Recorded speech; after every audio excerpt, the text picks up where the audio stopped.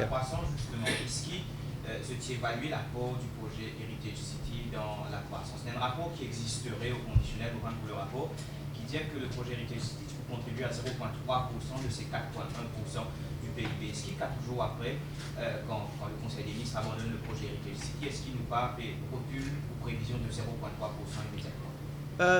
Non, nous pas pour reculer qui faire, parce que ça, l'investissement là, il est toujours là. Maintenant, je besoin dire aussi qu'il y a une discussion, et je dis pour la transparence, pour vous connaître, d'ailleurs, dans mon discours du budget, je dis, je peux discuter avec l'AN pour nous donner une flexibilité là. Nous mettons la totalité, nous mettons dans le projet de Métro Express, mais nous avons une flexibilité. Et l'AN disposé écoute nos bonnes propositions, si jamais et les autres projets nous les financer par ça l'argent là. D'ailleurs, nous pour à l'AN la semaine prochaine et quand l'AN souhaitait qu'il me vienne pour nous gagner une discussion et donc sa question là pour soulever et n'a pas arrêté. Mais seulement il y a un investissement. Il y a un investissement qui a et qui pour concerne donc l'arrêter.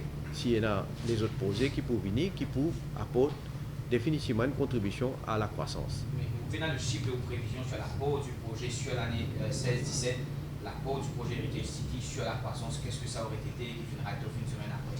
Enfin, définitivement, le projet, il peut apporter plus à la croissance. Je ne peux pas nier ça. Il faut apporter plus. Maintenant, le projet lui-même, nous décide pour parler de l'avant. Mais comment me dire, c'est pas qu'il nous pas parle de l'avant avec l'investissement que le projet représentait en termes de ce qui nous déjà et non comme financement. Right? Et c'est à nous de voir en cours de route qui projet avec qui les autres projets nous sommes capables de servir à l'argent là pour financer.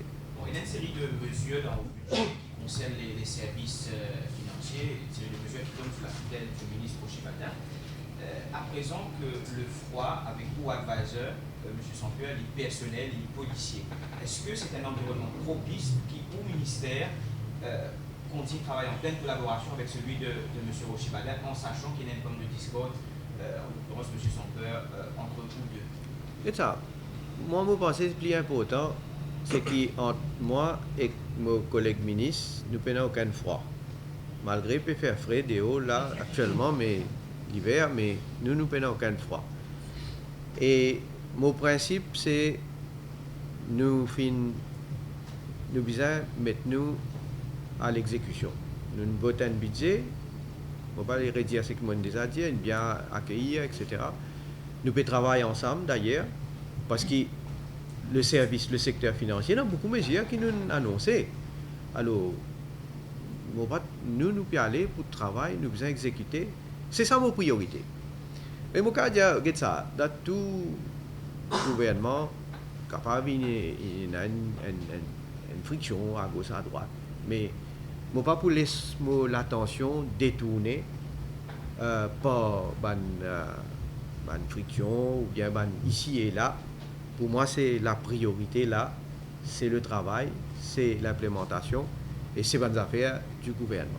Oui, mais cette ambiance entre M. Sampeur et Rochibaldin, est-ce que, par exemple, capable d'un comité que M. Sampeur travaille avec Rochibaldin sur les services financiers? Mais nous tous les travail, mais nous ne pouvons pas implémenter le budget. Pas nous pouvons travailler, oublier le budget, au-delà du budget.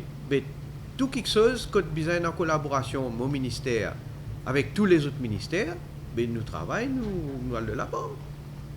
Mais bon, puisque c'est le sujet, c'est un sujet plus politique, mais n'empêche lié à l'économie, Tidier qui annonce une décision dans les jours qui viennent à l'issue d'un bureau politique qui vient bientôt 3 semaines, qui prononce une décision entre les deux. Est-ce que cette plateforme est liée à non, ça? Je ne pas dire que je prononce une décision, moi. Ce n'est pas vrai pour dire que je prononce une décision. Je dis que je peux handle ça personnellement. C'est ça que je dis. Je dis moi, je peux handle ça personnellement. Je peux handle ça personnellement.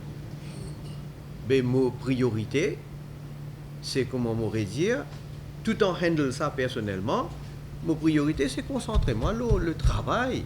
Et pas juste ma priorité, la priorité de tous les ministres, c'est attelle-nous à la tâche, faire le travail. Le comité met en place une pension qui vous débouche sur une forme de ciblage, de passer c'est ce qui tient personnellement à cœur. Ce comité-là, ce qui m'a annoncé là, à part ça, bien sûr, nous avons besoin d'un expert. Nous avons besoin d'un gens qui a connaissance dans le système pension, etc., qui peut donner l'avis, n'importe quelle proposition qui est là.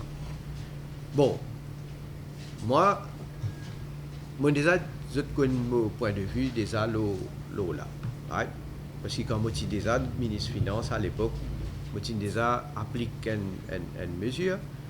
Je déjà causé dans une activité l'opinion personnelle. C'est moi l'opinion personnelle pas prévaloir ce qui le gouvernement est capable de décider. Donc, ce comité-là, bien sûr, il peut tenir en compte sa ciblage, il peut tenir en compte ciblage.